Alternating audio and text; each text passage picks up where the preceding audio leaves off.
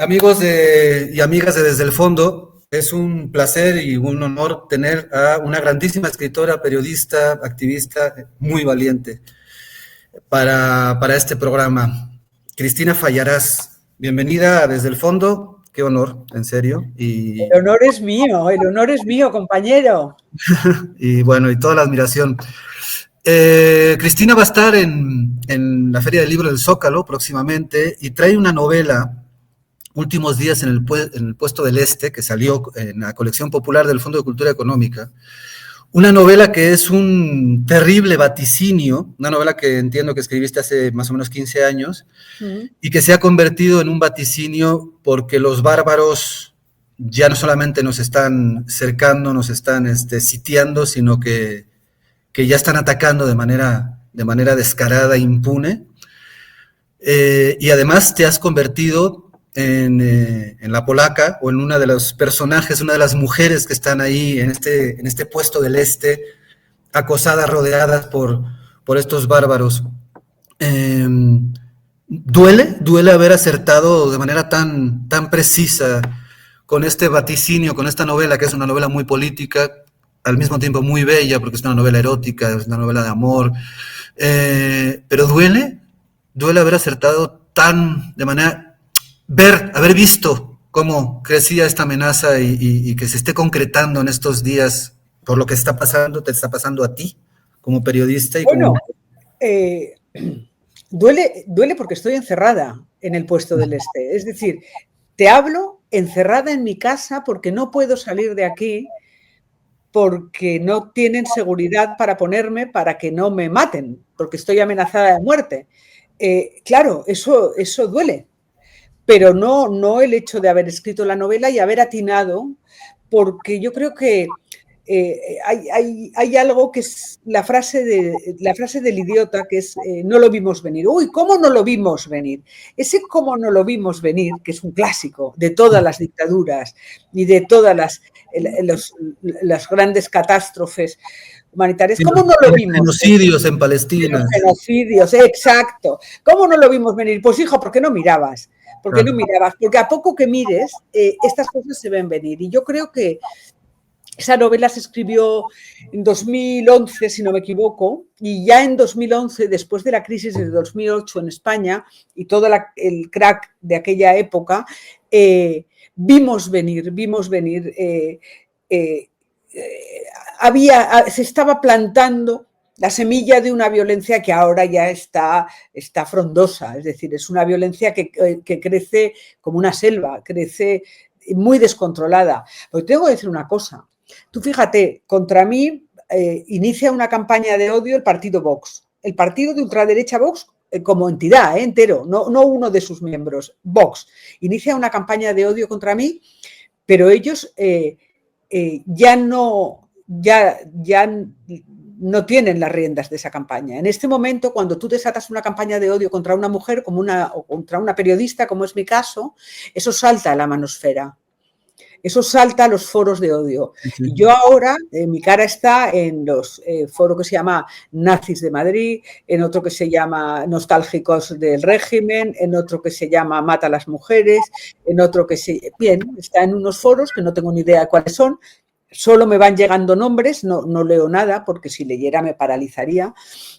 No leo el contenido, quiero decir, pero de repente yo veo que esto no lo controla nadie, es decir, de repente hay una tierra abonada para esta violencia que ellos siembran y que es la tierra de la que yo hablaba un poquito en últimos días en el Puesto del Este, es decir, afuera están los bárbaros, que están ahí y sus perros nos van a destrozar. Claro. Y la polaca, que es mi protagonista, dice, vale, me agarro a la belleza, a mi hijo y a mi hija y al recuerdo de la sexualidad, del erotismo y del amor. Y dices, y ahora que me veo yo la violencia tan encima, pienso, ¿hemos creado las suficientes redes para no tener que enfrentarlas solas? ¿Y van a funcionar esas redes? Esa es mi pregunta ahora. Entiendo que es una pregunta que además es difícil de responder. Tu novela habla del horror, de un horror que de pronto se ha vuelto palpable, uno lee tu novela, a mí no puedes evitar al leer tu novela pensar, por ejemplo, en Palestina, el genocidio, también es un puesto Claro, de Palestina, también están sitiados desde hace muchos años y, mencionas a los hijos de la polaca, a esta niña que no tiene nombre, ¿no? Que anda la ahí. pequeña. Y es una niña que no tiene nombre porque, porque no hay destino, no hay futuro para ella, ¿no? Entonces, ¿para qué nombrarla? Y me viene a la memoria, me viene a la mente el hecho de que ha habido iniciativas de nombrar a los niños y a las niñas que han asesinado el sionismo con la complicidad de Estados Unidos y la complicidad de los países, de los gobiernos europeos, como el español, que no está haciendo nada para defenderte y que no está haciendo nada para defender a los palestinos. Y entonces nombrar, pero tú en la novela como una estrategia narrativa para subrayar el horror decides no nombrar a la niña, ¿no? Claro, claro, porque la identidad y el hecho de nombrarnos, y por eso nombramos a los niños asesinados en Gaza y los nombramos constantemente y publicamos las listas con sus nombres, porque al nombrarlos los convertimos en seres humanos, los personalizamos. No hay nada más despersonalizado que alguien a quien se le nombra solo con un número o a quien directamente, como a la pequeña, no se nombra. La polaca, mi protagonista, tiene dos hijos, un hijo que se llama León y una hija que se llama La Pequeña, porque en la situación en la que está decide no nombrarla. También como una estrategia brutal, brutal, de que lo que no nombras duele menos si sabes que va a desaparecer. Sí, totalmente. Bueno, pero es, es, eh, es terrible ver cómo la polaca, para poder sobrevivir a los bárbaros que las tienen sitiados en este puesto del este, cómo recurre al pasado, cómo recurre a, porque no hay A la futuro, memoria. ¿no? Y es un pasado hermoso, es un pasado lleno de erotismo, hay pasajes preciosos a la novela que tienen que ver con el amor, que tienen que ver con la sexualidad de la polaca, que tienen que ver cómo a través del placer y a través de este recuerdo va tratando de darle sentido, bueno, así lo interpretaba yo, darle sentido a ese momento, a ese Mi presente, cuerpo. cuyo futuro que está cancelado, ¿no? Qué Claro. terrible la metáfora que planteas, o sea, no tenemos futuro y lo único que tenemos es un pasado que ya no va a regresar, ¿no? En principio, y del que Y nos el agarramos cuerpo. Tenemos el la cuerpo memoria y el cuerpo. Porque y la somos memoria del cuerpo. cuerpo y memoria. Fíjate que Claro. la polaca hay un momento en que dice, me subo allá donde llega un rayito de sol y te cuenta cómo se masturba, cómo se acaricia el cuerpo, cómo se desnuda Es y se hermoso. acaricia el cuerpo. Y dice, me acaricio para ser tocada. Es decir, la necesidad del cuerpo de ser tocado, de ser acariciado.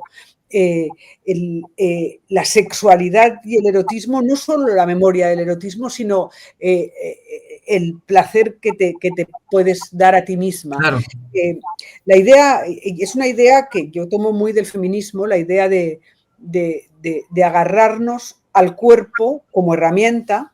Entonces, fíjate, cuando escribí la historia de Juana I de Castilla, Juana la Loca, cuando investigué su vida, me di cuenta de que ella utilizaba el cuerpo, como no le dejaban tener armas contra sus verdugos, utilizaba el cuerpo y dejaba de comer. Y dejaba de comer hasta rayar la muerte.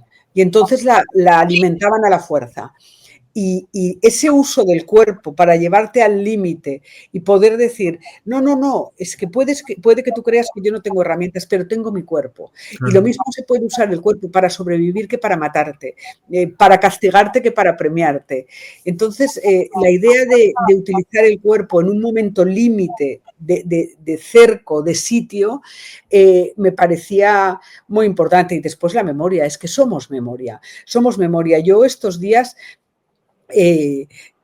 no dejo de pensar en los años 90 y los primeros 2000 y aquello que llamábamos estado del bienestar, globalización, esas cositas que en la Europa blanca y rica nos tomamos con tanta alegría sin mirar al prójimo, sin mirar a quienes teníamos en las fronteras, a quienes teníamos cerca. Esa memoria es imprescindible porque acabaremos pagando por ello y me parece bien. Sí, sí, sí, porque es España en esa locura, en esa fiesta de la riqueza, en ese subirse al tren de Europa, se olvida de sus orígenes, se olvida de sus raíces, se olvida de su pasado inmediato y esa Se olvida, desmemoria es terrible.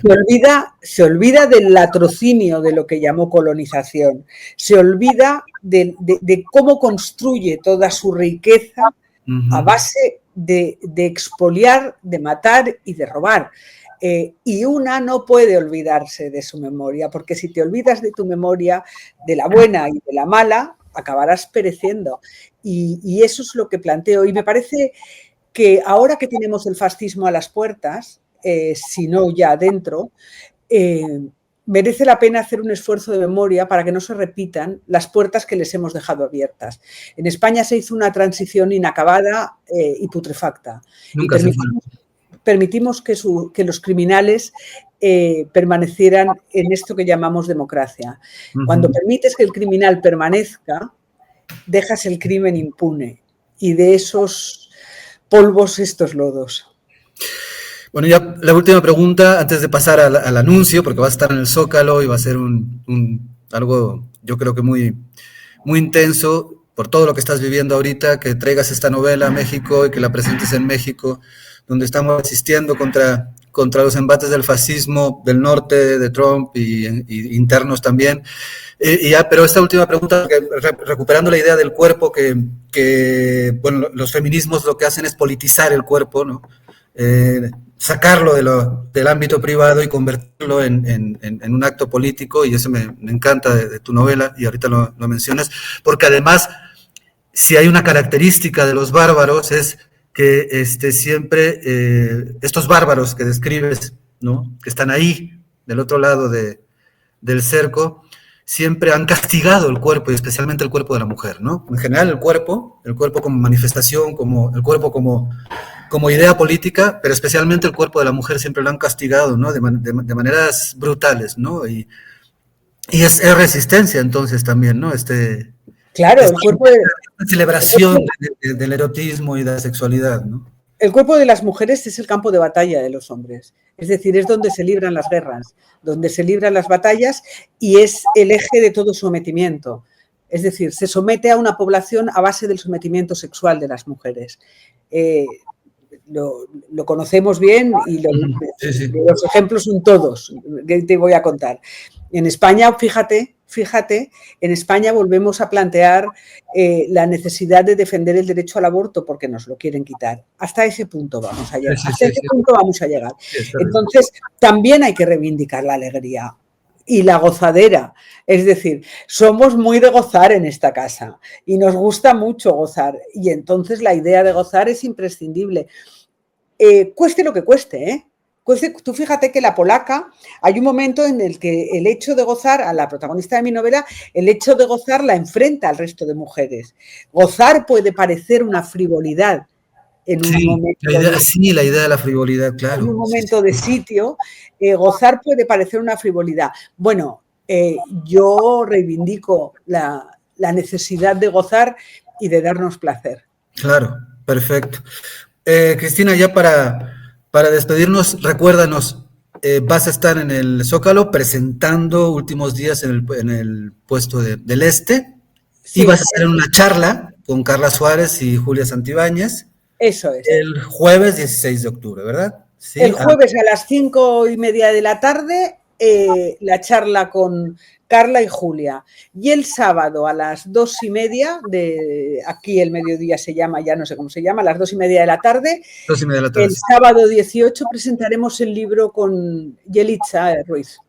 Perfecto, muy bien. Pues te esperamos con los libros abiertos, con los brazos abiertos. Te vamos a apapachar mucho y aquí vas a poder caminar por las calles y sentirte nuevamente libre. Sí, señor. Muchísimas gracias. Y un beso a todo ese equipazo de maravilla. Gracias. Cuídate mucho. Un honor.